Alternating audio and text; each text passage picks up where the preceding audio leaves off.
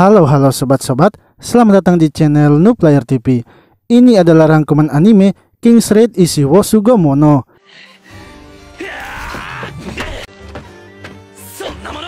Cerita dimulai dengan seorang pria bernama Kasel sedang magang menjadi kesatria kerajaan. Saat itu ia sedang berlatih bersama seorang kesatria kerajaan bernama Klaus. Beberapa kali Kasel menyerang Klaus, namun ia tetap saja tak bisa mengenainya. Bahkan Klaus dengan mudahnya mengalahkan Kasel. Setelah itu Kasel melakukan patroli kota bersama dengan kesatria lainnya. Mereka kemudian bertemu dengan seorang Dark Elf bernama Sohito. Para warga lalu mempertanyakan mengapa mereka tidak menghentikan Sohito padahal mereka adalah kesatria kerajaan. Menurut Kasel, Sohito tidak berbuat salah jadi mereka tidak bisa menangkapnya. Akan tetapi para warga mengatakan kalau elf hitam merupakan pertanda akan adanya hal buruk. Untuk menenangkan para warga, Kasel akhirnya diperintahkan pergi melaporkan hal tersebut.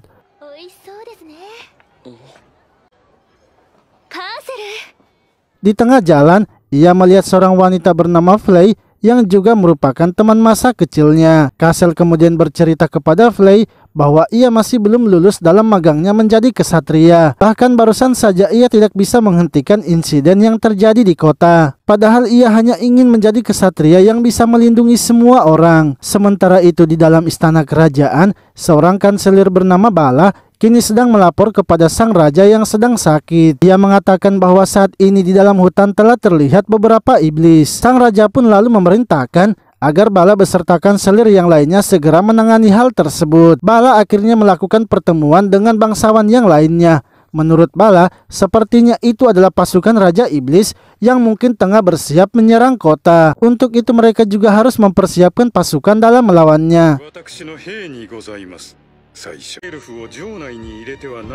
Di sisi lain, seorang bangsawan bernama Moriham kini membawa masuk Sohito ke dalam istana. Ia kemudian memperkenalkan Sohito kepada Bala dan yang lainnya. Sohito adalah pemimpin dari kelompok Blade Edge yang bisa menghabisi 100 orang sendirian. Sebaiknya mereka mengirimkan Sohito saja yang menghabisi para iblis itu. Namun Bala dan yang lainnya menolaknya sebab mereka tidak ingin bila seorang Dark Elf yang melindungi kota mereka. Malamnya, Kasel dan yang lainnya kemudian makan bersama. Klaus pun memberitahu Kasel bahwa di dalam hutan telah terlihat sekelompok iblis. Para kesatria akan dikirim untuk menyelidikinya dan mereka juga kesatria yang ditunjuk untuk melakukan penyelidikannya. Klaus memberitahu Kasel bahwa ia tidak perlu khawatir karena untuk saat seperti inilah para kesatria dilatih. Di sisi lain, Sohito kini sedang bersama dengan para pasukannya, yang mana mereka ternyata hanya berpura-pura baik saja dan ingin menaklukkan kota tersebut. Sebab selama ratusan tahun, bangsa Dark Elf telah ditindas oleh manusia. Untuk itu mereka ingin membalas dendam dengan menghabisi para bangsawan. Namun Sohito mengatakan agar mereka tidak perlu terburu-buru melakukannya, sebab mereka baru saja melangkah sehingga mereka harus mengambil keputusan yang tepat. Esoknya Klaus dan anggotanya kini berpamitan untuk pergi ke dalam hutan. Sementara Kasel memulai kembali aktivitasnya dengan berpatroli serta berlatih sendirian. Beberapa hari kemudian, Klaus dan yang lainnya akhirnya menemukan sesuatu di dalam hutan. Klaus menyuruh kesatria lainnya untuk bersiap karena ia merasakan adanya aura yang aneh. Mereka pun diserang dari atas hingga membuat kesatria lainnya terkejut. Akibatnya hanya tinggal Klaus dan temannya saja yang masih hidup. Klaus menyuruh temannya itu untuk pergi melapor ke istana dan ia akan menahan para iblis itu.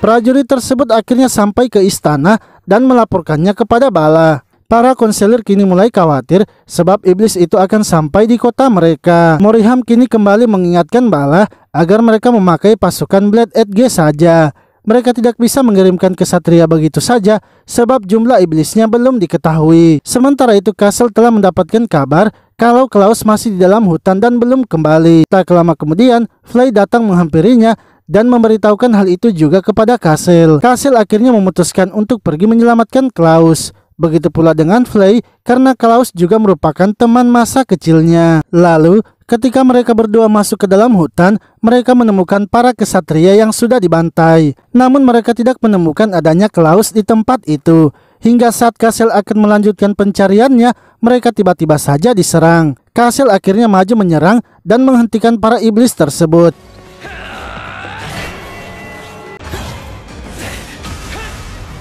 Dari atas pohon, Castle ternyata sedang diawasi oleh seorang iblis bernama Nanjo. Castle yang merasa terpojokan kini memilih untuk kabur, akan tetapi ia langsung dihentikan oleh Nanjo. Castle dan Flay tak punya pilihan lain lagi selain melawannya. Namun Nanjo ternyata memiliki kekuatan yang kuat sehingga ia dengan mudahnya bisa memojokkan mereka berdua. Untungnya tiba-tiba saja Sohito datang membantu mereka. Sohito dan pasukannya akhirnya menghabisi iblis itu dan membuat Nanjo terpaksa harus mundur. Sohito lalu memperkenalkan dirinya dan menanyakan mengapa Castle berada di tempat itu, padahal ia bukanlah seorang tim pengintai. Castle menjelaskan bahwa ia yakin kalau belum semua kesatria telah dikalahkan. Untuk itu ia akan terus mencari Klaus sampai menemukannya. Sohito dan yang lainnya kini berniat untuk melanjutkan mengerjakan misi mereka, yaitu membantai iblis yang masih tersisa.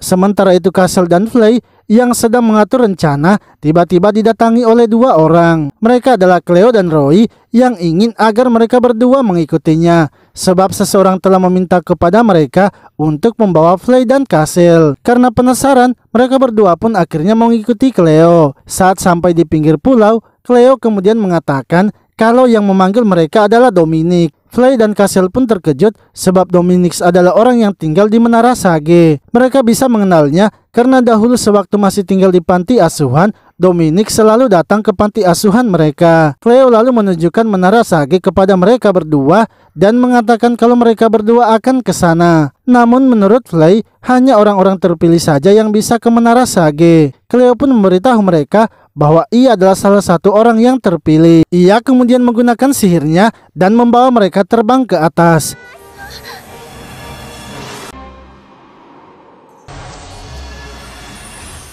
Saat sampai di atas, Cleo langsung membawa mereka ke Menara Agung untuk menemui penyihir Sage yang agung. Namun ketika menemuinya, ternyata itu adalah Dominic. Mereka pun terkejut karena Dominic ternyata adalah penyihir Sage yang agung. Sebab sebelumnya, ketika masih di panti asuhan, mereka mengira kalau Dominic hanyalah penyihir biasa. Dominic mengatakan jika ia mengungkapkan identitasnya, maka pasti akan terjadi kekacauan di panti asuhannya. Dominic selalu memberitahu alasannya memanggil mereka berdua, yang mana ia ternyata ingin menunjukkan seseorang kepada mereka. Dan ketika melihatnya, ternyata itu adalah Klaus yang sedang terbaring di dalam kamar. Dominic mengatakan kalau Klaus baik-baik saja dan akan segera pulih kembali.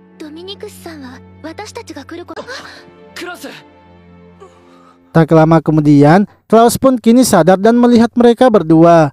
Castle lalu memberitahunya bahwa semua pasukan pengintai telah tewas dan hanya satu orang saja yang selamat. Namun para iblis sekarang sudah dihabisi oleh kelompok Sohito. Sementara itu Moriham dan Sohito kini sedang melakukan pertemuan dengan konselir bala. Ia pun menunjukkan bukti bahwa mereka telah mengalahkan pasukan iblis di hutan. Untuk itu Moriham ingin agar mereka tetap memperkerjakan Sohito dan kelompoknya. Moriham dan Sohito ternyata sengaja mendesak para bangsawan agar mereka bergantung kepada Sohito. Dengan begitu, Moriham nantinya bisa merebut posisi konselir dan menguasai kerajaan. Esoknya, Castle kembali menemui Klaus yang sudah semakin membaik. Lalu ketika sedang berbincang, Cleo pun datang memanggil mereka untuk menemui Dominic. Saat telah sampai di ruangan Dominic, mereka pun diberitahu kalau Dominic ingin mengatakan sesuatu yang penting. Dominic mengatakan kalau Castle adalah putra dari Raja Kile yang telah mengalahkan iblis 100 tahun yang lalu. Castle pun tidak percaya itu dan merasa telah dibohongi, sebab Raja Kile itu hidup 100 tahun yang lalu dan ibunya juga telah dihabisi oleh iblis sewaktu ia masih kecil. Dominic selalu mengatakan kalau ia akan menjelaskan semuanya kepada Castle. 100 tahun yang lalu, ketika Raja Kile masih muda dan masih menjadi seorang pangeran, ia memiliki rasa penasaran yang tinggi terhadap rakyatnya. Hingga saudari tirinya yaitu Ilya, yang juga merupakan elf hitam, selalu memperingatinya untuk berhati-hati. Nah, Dominic, lalu, suatu hari Pangeran Kile bertanya mengapa masih banyak warganya yang miskin, padahal kota mereka sudah makmur dan juga damai. Dominic mengatakan itu disebabkan karena peperangan yang cukup lama dengan negara tetangga. Perang itu membutuhkan uang dan keluarga yang kehilangan tulang punggungnya akhirnya menjadi miskin. Pangeran Kile pun bertekad untuk lebih giat berlatih dan belajar agar bisa melindungi para warganya. Pangeran Kyle memiliki banyak impian yang ingin ia wujudkan, dan ia pun memilih Arteta sebagai pasangan hidupnya yang merupakan ibu dari Castle. Saat itu mereka berdua sangatlah bahagia, tapi kebahagiaan mereka tidaklah lama, karena ketika sang raja serta para bangsawan mengetahui hubungan Kyle dan Arteta, mereka pun diperintahkan untuk berpisah. Sebab Kyle adalah calon raja dan Arteta dianggap sebagai penghalang pernikahan politik bagi Kyle. Lalu di suatu malam, iblis datang menyerang dan menghancurkan desa-desa serta kota mereka. Pangeran Kyle dan pasukannya pun berhasil menghabisi para iblisnya.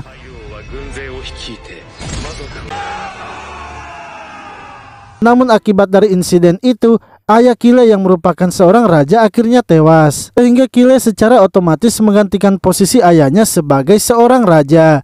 Raja Kyle kemudian bekerja sama dengan ras lainnya untuk mengalahkan para iblisnya. Semua ras pun setuju Kyle menjadi pemimpin peperangan karena dianggap pemberani dan bijaksana.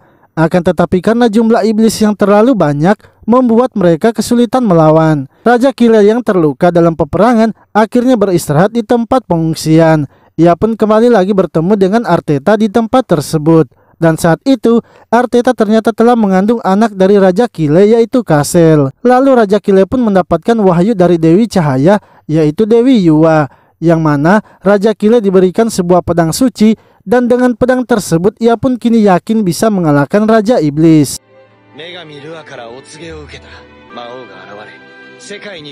Sementara itu, Ilya tengah sibuk melakukan penelitian sihirnya tanpa ia ketahui kalau penemuannya itu akan berakibat buruk. Ilya mencoba membuat pedang suci tiruan dan hal itu membuat para penduduk kota marah. Mereka menganggap kalau itu adalah bentuk hujatan Ilya terhadap Dewi Cahaya Yuwa. Ilya sebenarnya membuat pedang suci tiruan itu agar bisa membantu Raja Kyle melawan iblis.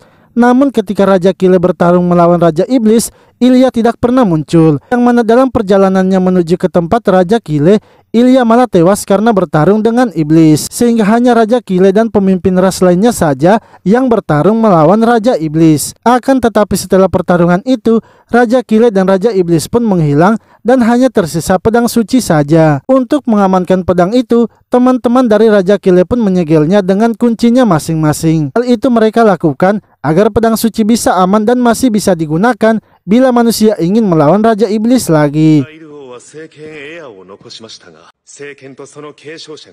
Sementara itu Ilya yang sudah tewas kini divonis bersalah karena telah membuat pedang suci tiruan itu. Akibatnya, semua elf hitam yang berada di kota dianiaya serta diusir keluar dari kota tersebut. Dominic selalu memberitahu tentang ibunya yang masih bisa hidup setelah kejadian 100 tahun itu. Dominic sebenarnya telah sengaja membuat ibu Castle tertidur, karena yang bisa menggunakan pedang suci hanyalah keturunan dari Raja Kyle. Untuk itu ia sengaja membuat Arteta tertidur agar ketika Raja Iblis bangkit, anak Raja Kyle bisa melawannya. Dominic juga yakin kalau sebentar lagi Raja Iblis akan bangkit kembali, sebab ia melihat pergerakan para iblis sekarang mulai lebih agresif. Untuk itu ia ingin agar Castle harus mengambil pedang suci dan mengalahkan Raja Iblis. Agar bisa membuka segelnya, Castle harus pergi menemui teman-teman dari Raja Kyle. Ia sebenarnya ingin menemani Castle untuk pergi menemui mereka, akan tetapi ia tidak bisa meninggalkan Menara Sage.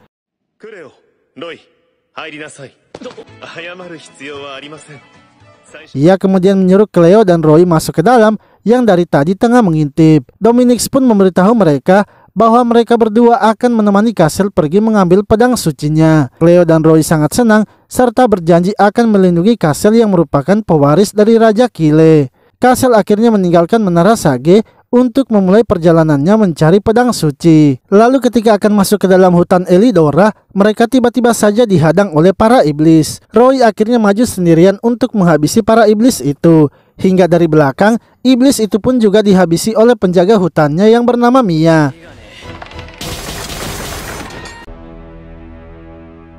Castle dan yang lainnya kemudian memperkenalkan diri mereka kepada Mia, yang mana Mia ternyata sudah menunggu mereka dan akan mengantar mereka bertemu pemimpin klannya. Namun ketika masuk di dalam hutan itu, para penghuni hutan menolak mereka. Castle dan yang lainnya pun merasa kalau mereka sedang diawasi. Mia lalu menyuruh mereka bergegas untuk mengikutinya. Akan tetapi, ketika Kasel dan yang lainnya berusaha mengikuti Mia, mereka malah kehilangan jejaknya. Saat mencoba mencari Mia, mereka malah diarahkan keluar dari hutan itu. Di sisi lain, Mia kini menyadari kalau Kasel dan yang lainnya sudah menghilang. Ia akhirnya meminta kepada para penghuni hutan itu agar membuka jalannya. Ia mengatakan bahwa ia tahu kalau mereka memang membenci manusia. Bahkan ia sendiri juga membenci manusia. Tapi pemimpin klan mereka telah menyuruhnya untuk membawa Kasel, sehingga ia tidak punya pilihan lain selain membawa manusia ke dalam hutan. Sementara itu Kasel dan yang lainnya didatangi oleh anak dari monster pohon bernama Neka. Neka mengajak mereka untuk mengikutinya karena ia akan menunjukkan jalannya. Kasel beserta yang lainnya akhirnya mengikutinya dan kini berhasil bertemu kembali dengan Mia. Mereka pun melanjutkan perjalanannya lagi bersama-sama. Namun karena hari mulai gelap, Mia memutuskan untuk beristirahat sembari menunggu malam berakhir. Lalu ketika Roy datang membawa makanan yang ia cari, Mia memberitahu mereka bahwa itu semua bisa dimakan. Akan tetapi Cleo tidak percaya karena menurutnya jamur itu beracun. Kasel langsung saja mengambil jamur itu dan memakannya tanpa memasaknya terlebih dahulu.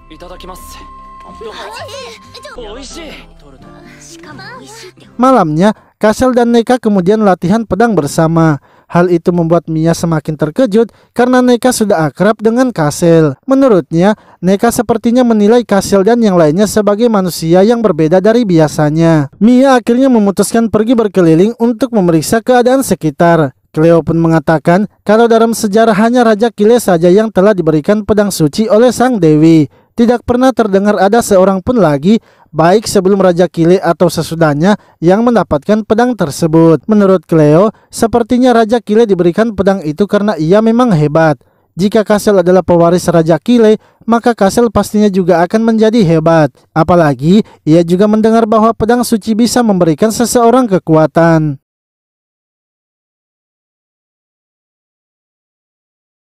Bagi Kasel, ia sebenarnya sama sekali tidak peduli apakah ia pewaris Raja Kile atau bukan. Ia hanya ingin melindungi umat manusia dan untuk melindunginya maka ia membutuhkan kekuatan. Untuk itulah ia setuju pergi mencari pedang suci tersebut. Cleo juga memberitahu Kasel bahwa dalam sejarah 100 tahun yang lalu, Raja Iblis sebenarnya dibangkitkan oleh penyihir Marduk. Sehingga bila Raja Iblis bangkit lagi, berarti ada seorang penyihir yang telah membangkitkannya. Menurut Roy, bagaimanapun sejarah 100 tahun yang lalu, mereka harus segera mendapatkan pedang sucinya sebelum Raja Iblis bangkit kembali. Lalu tiba-tiba saja mereka mendengar adanya suara teriakan monster.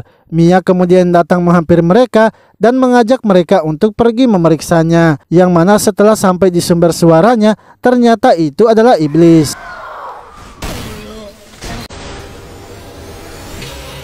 Mereka kemudian mulai menyerang iblis itu, tapi mereka sama sekali tidak bisa mendekatinya. Hingga Neka yang melihat ayahnya telah dihabisi, menjadi marah dan maju menyerang. Namun ia malah dengan mudahnya tertangkap oleh iblis itu. Mereka semua pun kini berusaha menyelamatkan Neka. Mia kemudian menyuruh mereka untuk pergi saja karena kemunculan iblis itu di dalam hutan bukanlah urusan mereka. Akan tetapi mereka semua tidak mau pergi karena ingin menyelamatkan Neka. Hingga Kasel yang berusaha mendekati iblis tersebut malah ikut tertangkap. Iblis itu lalu berusaha memasukkan Kasel ke dalam cairan asamnya. Neka yang melihatnya kemudian menyerang iblis itu dengan pedang kayunya. Namun hal itu membuat iblis tersebut marah dan akhirnya menghabisi Neka. Melihat Neka yang mati di depannya membuat Kasel sangat marah dan berusaha menghabisi iblis tersebut.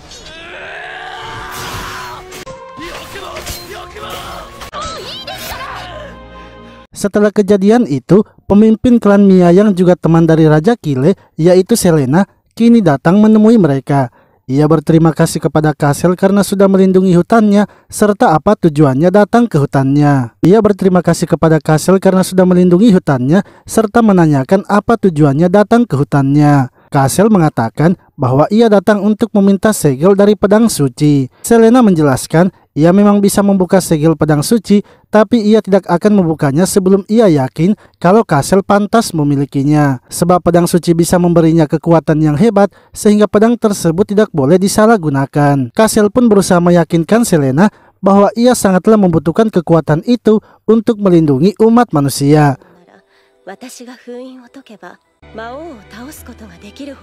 Namun Selena mengatakan agar mereka beristirahat terlebih dahulu dan mereka akan membahas hal itu pada esok harinya. Mereka kemudian dibawa ke tempat Selena untuk beristirahat. Akan tetapi sebelum itu, Castle dan yang lainnya terlebih dahulu ingin menguburkan sisa dari Neka. Setelah itu mereka pun kembali ke kamarnya untuk beristirahat. Namun Castle meminta untuk keluar sebentar menenangkan dirinya. Sementara itu Selena bertanya kepada Mia, apakah Castle pantas memegang pedang suci itu? Mia mengatakan bahwa ia tidak bisa memberikan jawabannya. Sebab walaupun Castle bisa mengalahkan iblis, tapi ia dipengaruhi oleh amarahnya. Selena pun memberitahunya agar Mia harus memberikan jawabannya karena Mia sudah melihat bagaimana perilaku Castle. Untuk itu ia akan menunggu jawaban dari Mia pada esok harinya.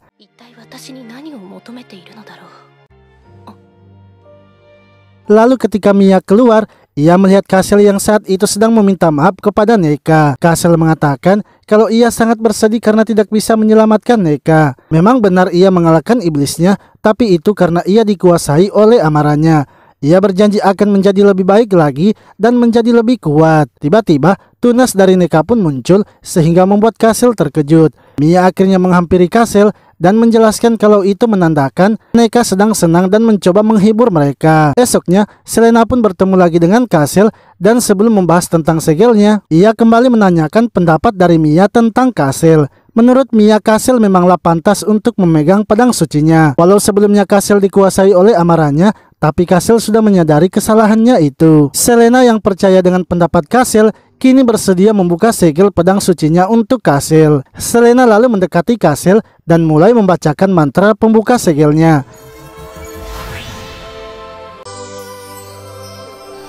Setelah itu Selena memberitahu Castle bahwa setiap kali segelnya terbuka, Castle akan mendapatkan kekuatan dari pedang suci itu. Ia juga memberitahunya untuk dua segel lainnya yang saat ini sedang dipegang oleh teman-teman Raja Kile. Segel kedua dipegang oleh Atola yang merupakan pemimpin orc di Gunung Ogia. Segel yang ketiga dipegang oleh Papel yang berada di Gunung Salju Winland. Lalu tiba-tiba mereka pun merasakan adanya energi iblis. Saat pergi memeriksanya, ternyata itu adalah iblis yang sebelumnya yang bangkit kembali. Ketika Mia akan menyerangnya, ia pun dihentikan oleh Selena karena ia ingin agar Mia melihat kekuatan Castle. Dan memang benar, Castle yang telah mendapatkan kekuatan kini dengan mudahnya mengalahkan iblis itu.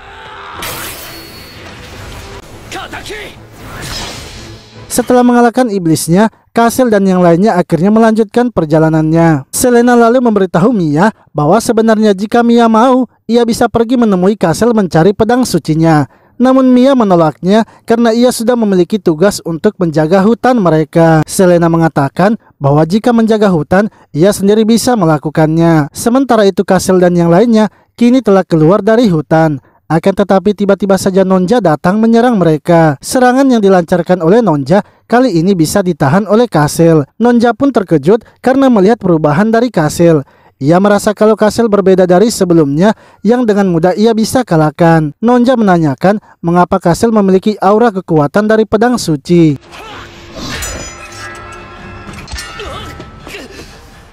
Cleo pun memberitahunya kalau itu memanglah wajar karena Castle merupakan keturunan dari Raja Kile.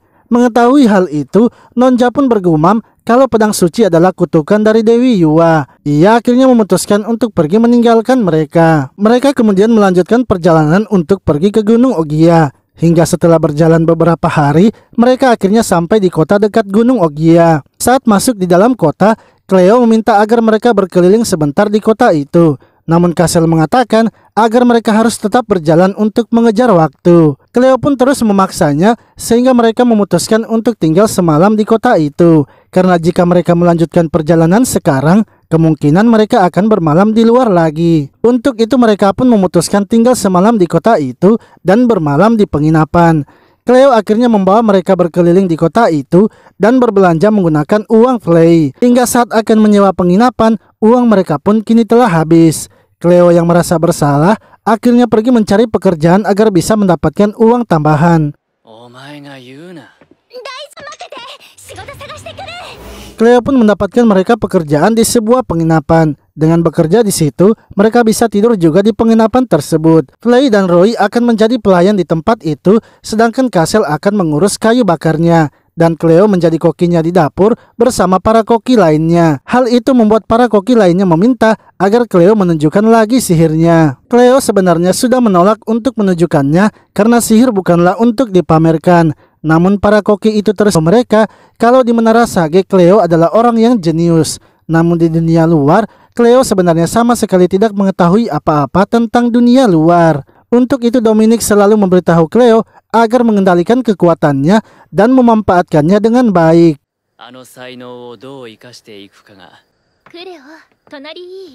Esoknya ketika mereka bangun, Roy sudah tak ada dan menitipkan surat kalau ia akan pergi mencari uang. Sementara Cleo kini datang memberitahu mereka bahwa ia telah menemukan mereka pekerjaan yang baru. Ada sebuah restoran di pinggir kota yang sedang mencari para pekerja. Di sisi lain, Cleo yang masih berada di kota ternyata ingin menjual senjatanya. Lalu Castle dan yang lainnya akhirnya pergi kapun langsung diterima dan mulai melakukan pekerjaannya. Castle diberi pekerjaan untuk memperbaiki semua perabotan rumah. Sementara Flay dan Cleo akan melakukan bersih-bersih di rumah itu. Cleo yang diketahui seorang penyihir akhirnya diberi tugas lebih banyak lagi.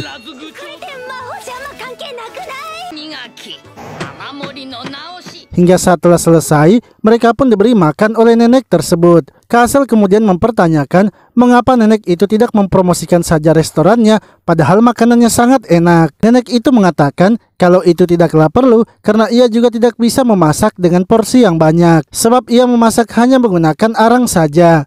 Saat Cleo akan mengeluarkan sihir apinya, ia langsung dihentikan oleh nenek itu. Sebab dahulu kala, di tempatnya itu sebenarnya banyak bangunan. Sebelumnya telah terjadi peperangan di tempat itu, namun api yang muncul dalam peperangan itu membuat semuanya hancur. Yang tersisa kini hanya restorannya saja dan dirinya. Setelah makan, Cleo pun kini merenungkan tentang kekuatannya yang tidak boleh disalahgunakan. Akan tetapi yang mana itu ternyata adalah para iblis. Iblis itu juga mulai menyerang restoran tersebut sehingga Castle harus melawan mereka.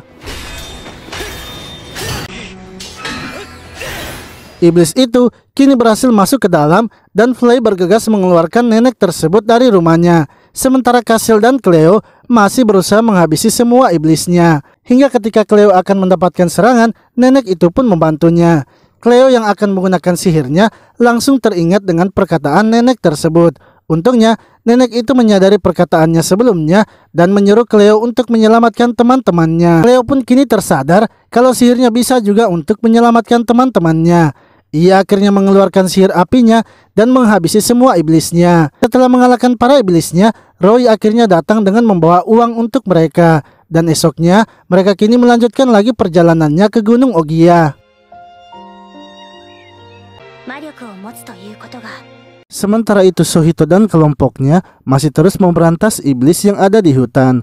Semua iblis yang ada di hutan itu dengan mudahnya mereka kalahkan. Setelah selesai, ia kemudian pergi melaporkannya kepada Moriham.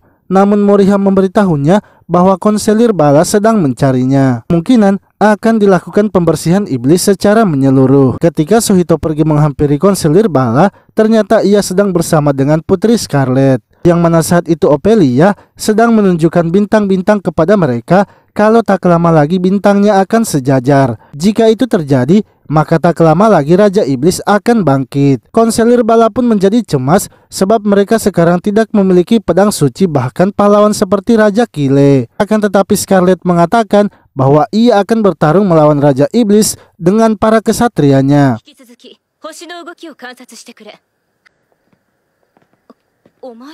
Ketika mereka akan pergi, Sohito akhirnya menghampiri konselir bala. Konselir bala kemudian memperkenalkan Putri Scarlet kepada Sohito yang juga merupakan komandan kesatria. Scarlet mengatakan bahwa ia sangat berterima kasih kepada Sohito karena sudah membantu kerajaan. Untuk itu ia ingin agar Sohito ikut bergabung dengan mereka dalam rapat pembasmian iblis. Esoknya rapat pembasmian iblis pun dimulai dan telah berkumpul para kesatrianya. Tak lama kemudian, Sohito datang dan kini diperkenalkan oleh Scarlet sebagai rekan baru mereka. Namun salah seorang bangsawan bernama Sieta menolak jika Sohito bergabung. Sebab Sohito adalah ras yang sama dengan Ilya yang sudah menghina Dewi Cahaya. Sieta lalu memberikan uangnya serta mengatakan agar Sohito dan kelompoknya sebaiknya membersihkan tikus yang ada di kota saja.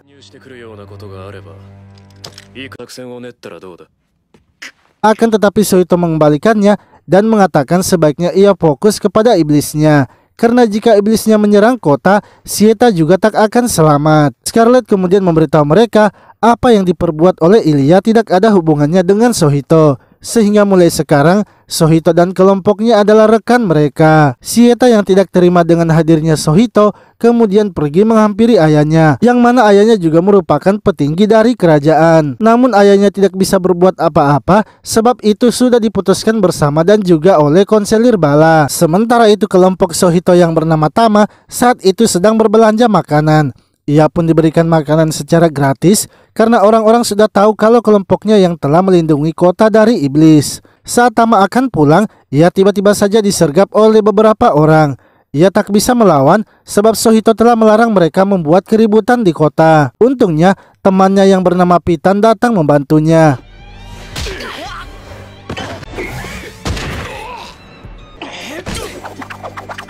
Setelah kejadian itu, Sohito pun melaporkannya kepada Moriham agar memperingati Shieta. Ia yakin kalau Shieta lah dalang dari penyerangan Tama. Karena ketika ia muncul di dalam rapat, Shieta sangat menolaknya. Moriham pun mengatakan kalau Shieta adalah calon tunangan dari Putri Scarlet, sehingga ia sangat ingin mendapatkan pencapaian yang bisa diakui oleh Putri Scarlet. Dan kemungkinan ia iri kepada Sohito. Ia lalu menyuruh Sohito untuk mencari buktinya dan ia yang akan mengatasi Shieta. Setelah itu Sohito pergi menemui Putri Scarlet yang telah memanggilnya. Putri Scarlet ternyata sudah tahu atas apa yang menimpa kelompok Sohito. Ia pun meminta maaf atas kejadian itu dan berjanji akan mencari pelakunya. Sohito kemudian kembali ke markas dan disambut oleh Sipit yang merupakan adiknya. Sohito pun melihat pisau yang ada di meja dan menanyakan hal itu kepada Sipit. Sipit mengatakan kalau itu adalah pisau yang digunakan orang-orang yang menyerang Tama. Ketika Sohito melihatnya, ia pun langsung teringat kalau itu adalah lambang dari keluarga Shieta. Di sisi lain, Shieta yang sedang menaiki kereta kuda bersama dengan ayahnya tiba-tiba saja dihentikan oleh seseorang. Ketika Shieta turun memeriksanya, ternyata itu adalah Sohito. Sohito langsung saja maju mendekati Shieta dan bersiap menghabisinya. Shieta yang ketakutan kemudian bergegas melarikan diri, tapi ia pun dihentikan oleh Sipit. Shieta pun yang mencoba melawan dengan mudahnya dikalahkan.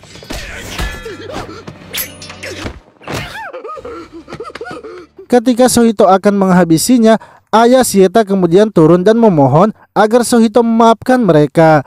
Ia berjanji tidak akan mengganggu Sohito dan kelompoknya lagi. Sementara itu Kasel dan yang lainnya kini tengah melanjutkan perjalanannya. Mereka kemudian dikejutkan oleh seorang anak kecil yang tiba-tiba muncul. Anak tersebut bernama Elisa dan langsung berlari meninggalkan mereka. Roy pun berpendapat sepertinya ada sebuah desa di sekitar hutan itu. Benar saja, ketika mereka mencari anak itu, mereka pun menemukan sebuah desa. Kepala desanya lalu menghampiri mereka dan memberitahukan bahwa di desanya sekarang terdapat banyak pengungsi. Kota di bagian utara banyak yang diserang oleh iblis sehingga mereka lari ke desanya untuk mengungsi. Flay dan yang lainnya akhirnya memutuskan untuk berhenti sejenak di desa itu agar bisa membantu penduduk desanya.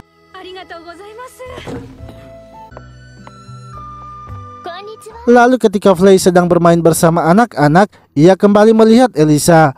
Saat mendekatinya, sama seperti sebelumnya, Elisa langsung saja melarikan diri. Flay kemudian pergi menemui Kasel serta yang lainnya dan meminta agar mereka tidur satu malam saja di tempat itu, sebab ada sesuatu yang ia ingin lakukan sebelum mereka pergi. Mereka pun setuju dengan permintaan Flay karena mereka yakin Flay pasti memiliki suatu alasan. Flay akhirnya kembali menemui anak-anak itu dan mengajak mereka bermain bersama. Mulai dari mengajari mereka cara membuat kalung bunga sampai mengajari mereka cara menggambar. Akan tetapi semua itu sama saja, Elisa masih juga tidak mau didekati oleh Flay. Hingga ketika Flay pergi mencari Elisa, ia melihat Elisa yang sedang berdiri di depan bunga. Flay kemudian mendekatinya dan mencoba menenangkan Elisa agar menceritakan apa yang terjadi. Elisa pun menceritakan kalau orang tuanya ternyata telah dihabisi oleh iblis. Flay pun berusaha menenangkan Elisa yang saat itu tengah melepaskan kesedihannya.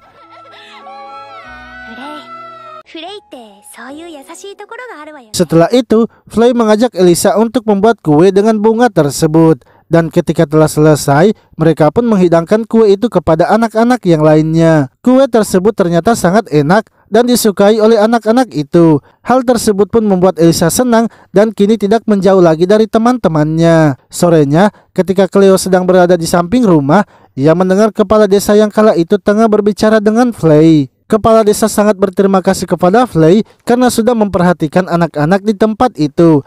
Ia pun meminta agar Flay tinggal di tempat tersebut agar anak-anaknya bisa terbantukan. Malamnya, saat Flay meminta izin untuk pergi mengecek anak-anak yang sedang tidur, Cleo kemudian memberitahu Castle dan Roy bahwa Flay telah diajak untuk tinggal di tempat itu. Cleo sebenarnya sangat takut jika Flay keluar dari tim mereka, sebab hanya Flay saja yang bisa menengahi permasalahan mereka. Menurut Castle, sepertinya Flay tidak akan menerimanya sehingga mereka tidak perlu khawatir.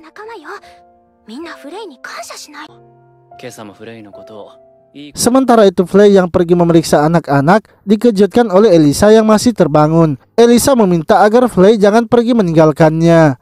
Esoknya, Castle dan yang lainnya akhirnya berpamitan untuk melanjutkan perjalanan. Kepala desa sangat berterima kasih kepada mereka karena sudah membantu desanya. Namun sebelum itu ia ingin agar mereka menunggu sebentar karena para warganya ingin membuatkan mereka roti sebagai ucapan terima kasihnya. Castle dan yang lainnya pun tak bisa menolak sehingga mereka memutuskan untuk menunggu. Lalu Flay pergi sebentar menemui Elisa dan berpamitan. Akan tetapi Elisa malah membawa Flay ke sebuah gubuk dan langsung menguncinya. Di sisi lain, Castle mulai khawatir karena Flay belum juga muncul padahal mereka sudah akan berangkat. Castle akhirnya memutuskan untuk pergi mencari Flay. Ia pun bertemu dengan Elisa dan menanyakan keberadaan Flay. Karena tak bisa berbohong, Elisa pun kini mengantarkan Castle ke tempat Flay. Namun tiba-tiba saja mereka diserang oleh iblis yang muncul dari dalam tanah. Flay yang berada di dalam merasakan kalau iblisnya bukan hanya satu saja. Ia kemudian berusaha mendobrak pintu itu dengan kapak yang ia temukan. Dan ketika iblis yang satunya muncul, ia kini telah keluar dan berhasil melindungi Elisa. Mereka berdua akhirnya bekerja sama mengalahkan iblis tersebut.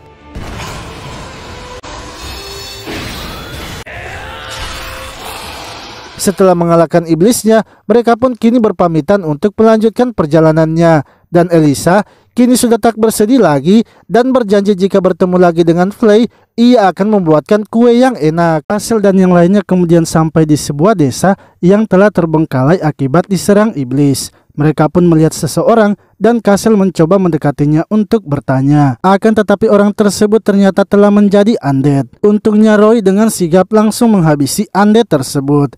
Namun setelah menghabisinya, undead yang lain pun mulai bermunculan. Hingga Cleo melihat ada cahaya di sebuah rumah dan mereka akhirnya bergegas menuju rumah tersebut.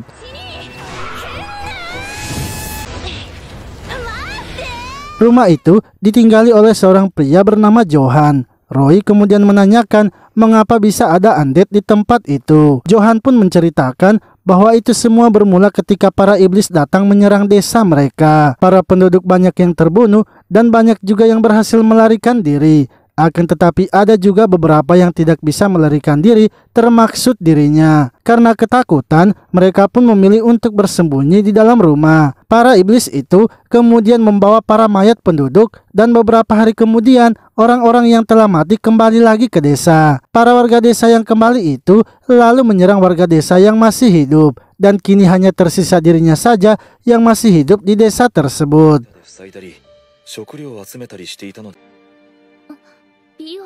Lalu Flay pun melihat sebuah bunga yang ada di ruangan itu dan seketika mengingat Elisa. Johan pun terkejut mendengar nama itu karena ternyata Elisa adalah anaknya. Mereka pun memberitahu kalau Elisa masih hidup dan berada di pengungsian dekat dari desanya itu. Johan sangat senang karena mengetahui anaknya masih hidup.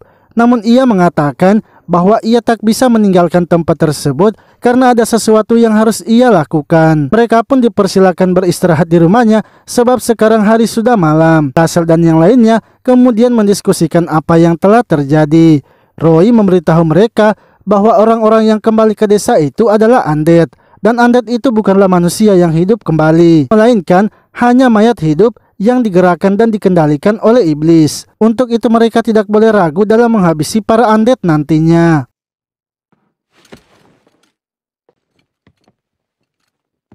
Lalu saat sedang tidur, Kasel pun mendengar sebuah suara dan keluar untuk memeriksanya. Ketika turun ke ruangan bawah tanah, ia melihat Johan yang kala itu sedang berbicara dengan Undead.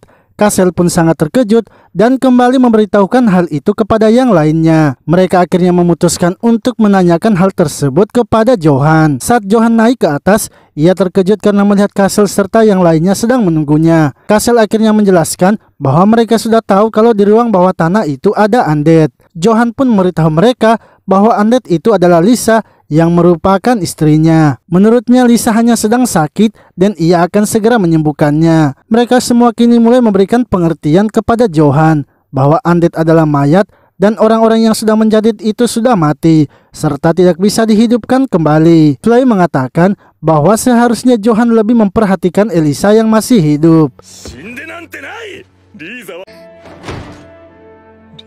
Kasel pun menambahkan sebaiknya Johan segera pergi menemui Elisa karena jarak desanya dengan pengungsian Elisa tidaklah jauh. Daripada Johan mengurus mayat hidup, lebih baik Johan menemui anaknya yang berada di tempat asing. Johan akhirnya memberitahu mereka untuk membiarkan dirinya sendirian.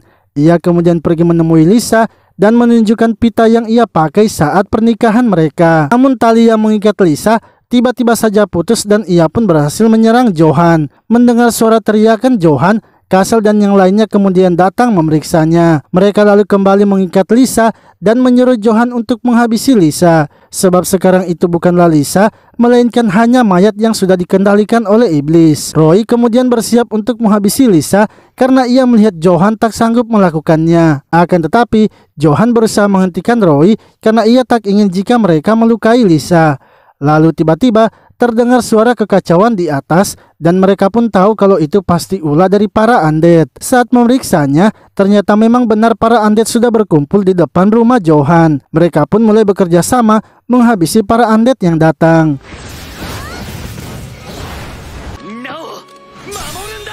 Di sisi lain, Johan yang sedang bersedih kini mengambil pisaunya.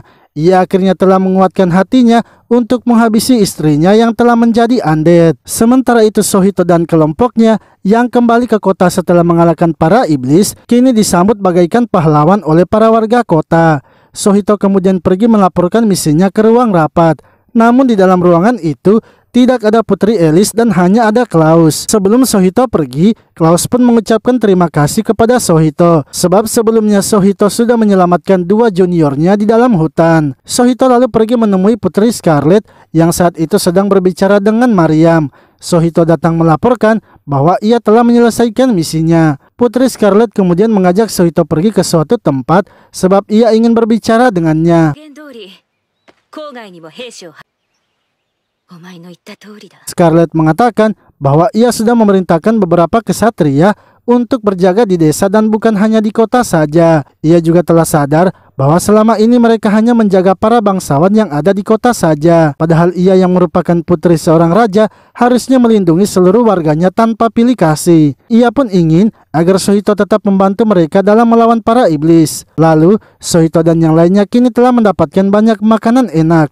Tidak seperti waktu pertama kali mereka muncul di kota itu, mereka hanya makan roti saja. Esoknya, Putri Scarlet kembali memimpin pertemuan para kesatria. Ia memberitahukan bahwa Ophelia telah menunjukkan kalau sebentar lagi bintang-bintang akan sejajar, yang mana itu menandakan kalau tak lama lagi, Raja Iblis pasti akan segera bangkit. Untuk itu sebagai seorang kesatria, mereka harus mencegah hal itu terjadi.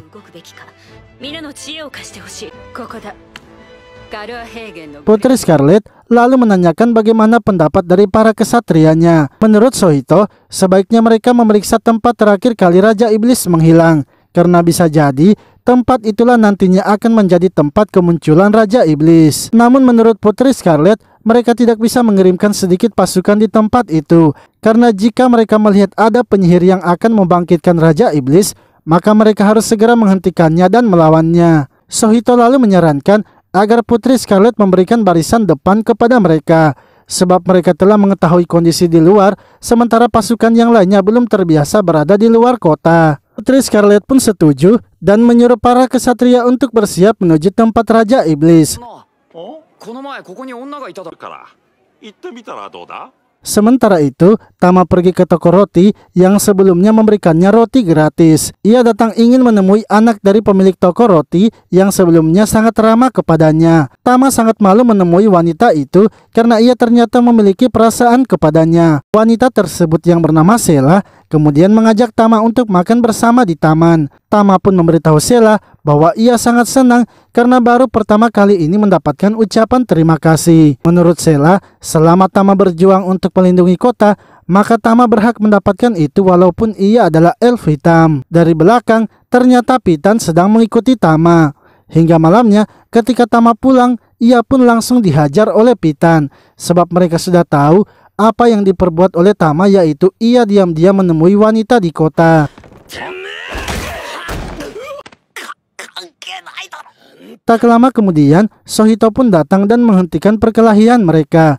Ia menyuruh Tama untuk menenangkan pikirannya dan memikirkan situasi mereka secara dewasa. Tama akhirnya keluar merenungkan apa yang sudah ia perbuat. Saat itu, Sipit mendatangi Tama dan memberitahukannya bahwa ia sebenarnya tidak mempermasalahkan bila Tama harus mendekati wanita itu. Namun ia harus mengerti mereka tidak boleh berhenti hanya karena seorang wanita. Apalagi sekarang rencana Sohito sudah berjalan sangat sempurna. Jika Tama menghalangi rencana dari Sohito, maka ia sendiri yang akan menghabisi Tama. Sohito akan menjadi pemimpin di kota itu dan menguasai kotanya. Hanya dengan begitu, mereka bisa menyingkirkan orang-orang yang tidak menyukai ras dari elf hitam. Jika Tama menghalangi rencana dari Sohito, maka ia sendiri yang akan menghabisi Tama. Sohito akan menjadi pemimpin di kota itu dan menguasai kotanya. Hanya dengan begitu mereka bisa menyingkirkan orang-orang yang tidak menyukai ras dari elf hitam.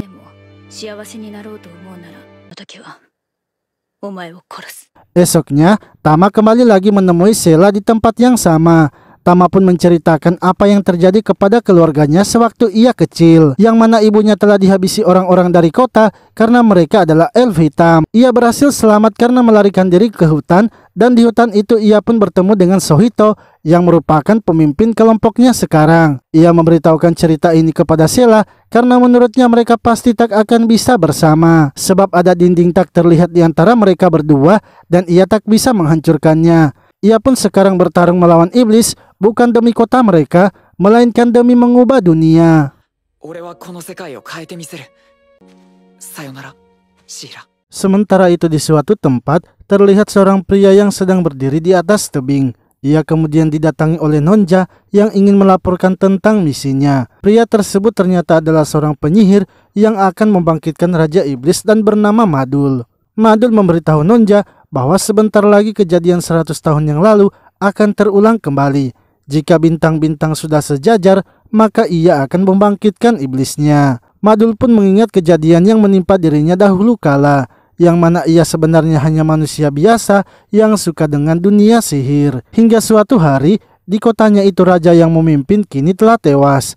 Madul kemudian menawarkan kepada putri sang raja untuk membangkitkannya, karena selama ini ia sudah melakukan penelitian untuk membangkitkan manusia.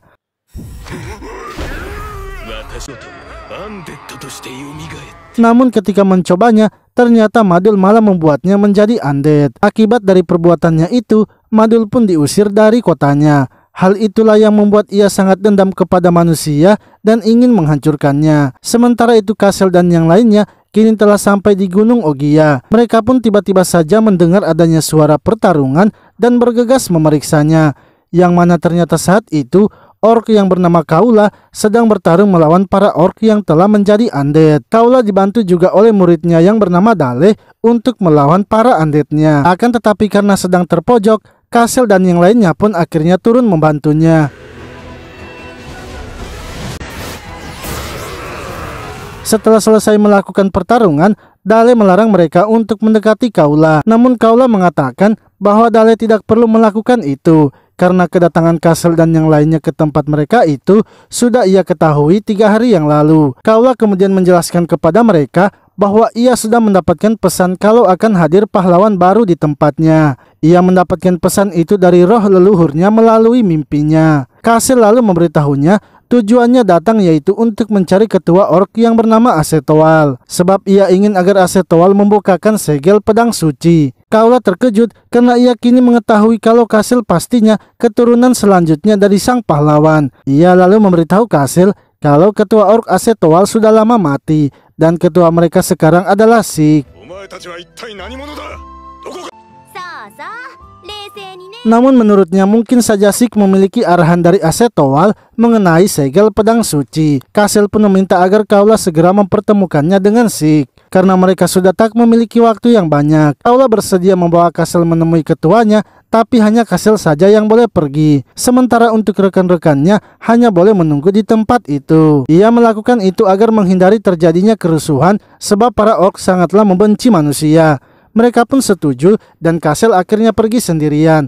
Lalu ketika Cleo dan yang lainnya sedang menunggu, tiba-tiba saja beberapa orc mendatangi mereka. Cleo pun menjelaskan bahwa mereka sudah bertemu dengan Kaula, dan Kaula yang menyuruh mereka untuk menunggu di tempat itu karena ia sedang membawa teman mereka untuk pergi bertemu dengan Sik. Para orc pun tidak percaya dan memilih untuk menangkap mereka. Sementara itu, Kasel kini telah sampai di desa para orc dan bertemu dengan ketua Sik. Kaula menjelaskan bahwa Kasel adalah pahlawan baru pewaris pedang suci. Hanya Kasel sajalah yang nantinya bisa mengalahkan Raja Iblis. Kasel pun menjelaskan tujuannya, yaitu untuk menanyakan tentang segel pedang suci. Namun ketua Sik mengatakan jika Kasel memanglah pewaris pedang suci, maka kemampuannya pasti hebat.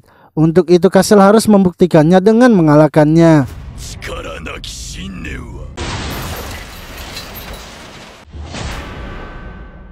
Kaula pun menghentikannya sebab menurutnya Kasel harus tetap hidup demi melindungi dunia. Ketua Sik lalu memberitahunya bahwa Asetoal telah menitipkan pesan kepadanya.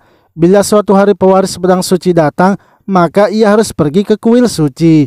Karena Asetoal telah menyimpan sesuatu di dalam kuil suci itu. Akan tetapi, ketika pergi ke kuil suci itu, terdapat banyak ujiannya sehingga hanya sedikit saja yang bisa kembali setelah ke kuil suci. Jika Kasel bisa kembali, maka itu akan menjadikan bukti kalau ia adalah pewaris pedang suci. Tak lama kemudian, para orc yang lainnya datang membawa teman-teman Kasel, sehingga teman-temannya itu pun akan ditahan sementara ketika Kasel pergi ke kuil suci. Namun jika Kasel mati, maka ia juga akan menghabisi teman-temannya.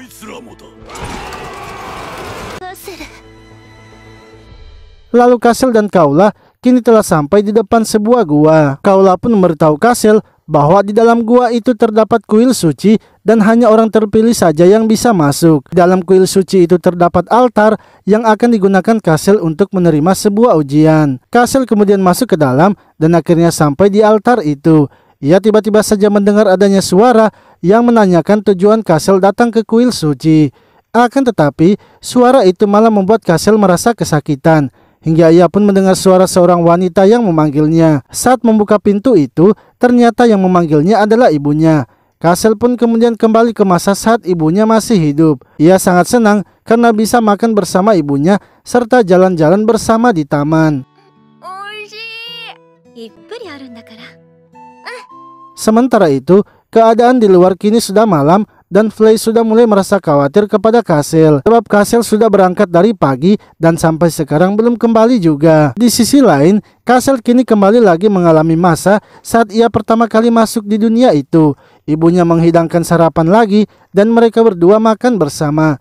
Namun Kasel tiba-tiba saja melihat kepala ibunya yang berdarah. Ia seketika terkejut sehingga ibunya pun berusaha menenangkannya. Kasel akhirnya mengingat kalau ibunya ternyata telah meninggal. Ibunya kemudian mengatakan agar Kasel tidak usah kembali lagi dan tetap bersamanya, karena mereka berdua bisa menjalani hari-hari bahagia lagi selamanya. Akan tetapi Kasel menolaknya karena ia sudah bertekad untuk menyelamatkan umat manusia.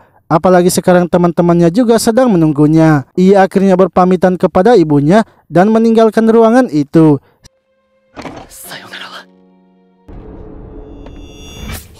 Seketika, Kasel pun kembali sadar dan tetap berada di depan altar tersebut. Lalu tiba-tiba, roh dari Asetoal muncul dan memberikan selamat kepada Kasel. Sebab Kasel telah berhasil menaklukkan ilusi dari ibunya sendiri. Asetoal mengatakan bahwa kuil suci itu adalah tempat untuk menguji hati para cenayang. Orang yang masuk akan mendapatkan dunia yang ia inginkan. Mereka akan diuji apakah dapat menaklukkan keinginannya atau tidak. Asetoal pun senang karena Kasel bisa menaklukkannya dan ia akhirnya memberikan Kasel sesuatu. Esok paginya, Kasel dan Kaula kini telah kembali ke desa para orc. Kasel kemudian memberikan benda yang ia dapatkan itu kepada ketua Sik.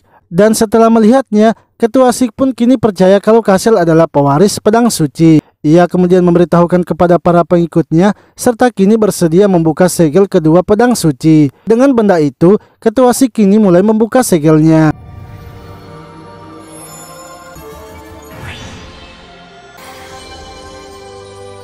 Setelah segel kedua terbuka, Cleo langsung menanyakan apa yang dirasakan oleh Kasel. Apakah Kasel sekarang sudah merasa menjadi lebih kuat lagi? Namun Kasel memberitahunya bahwa ia tidak merasakan apapun. Di sisi lain, Madul yang sedang berada di markasnya merasakan kekuatan yang sangat kuat telah muncul. Ia pun tahu kalau itu pastinya adalah kekuatan dari pedang suci. Lalu Kasel dan yang lainnya akhirnya berpamitan untuk melanjutkan perjalanannya. Akan tetapi sebelum pergi, ketua Sik memberitahukan Kasel agar Kasel harus bertarung seperti seorang kesatria. Ia harus siap bertarung di garis depan sama seperti Raja Kile. 100 tahun yang lalu, ia bersama dengan Asetoal bergabung dalam peperangan melawan iblis. Ras dari para orc sangat menghormati manusia yang bertarung melawan iblis pengancam dunia mereka. Bila waktunya nanti telah tiba, ketua Sik dan para anggotanya akan bergabung dengan Kasel dalam melawan para iblis.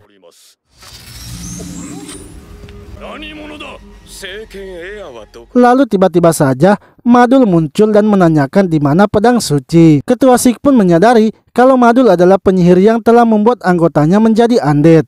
Kasel dan yang lainnya juga menyadari kalau Madul adalah penyihir yang telah membangkitkan Raja Iblis 100 tahun yang lalu. Ketua Sik akhirnya maju menyerang Madul, tapi ia langsung saja tumbang setelah mengenai sihir Madul. Kasel beserta yang lainnya kemudian bekerja sama melawan Madul. Hingga Madul pun menyadari kalau kekuatan pedang suci ternyata terdapat pada Kasel. Ia lalu berfokus menyerang Kasel dengan sihirnya itu, tapi Kasel dan yang lainnya berhasil menghindarinya. Namun sihir Madul itu malah mengenai Flay sehingga membuatnya pingsan. Kasel yang kesal lalu menyerang Madul dan berhasil mengeluarkan kekuatan pedang sucinya. Hal itu pun membuat Madul terpojok dan memilih untuk melarikan diri.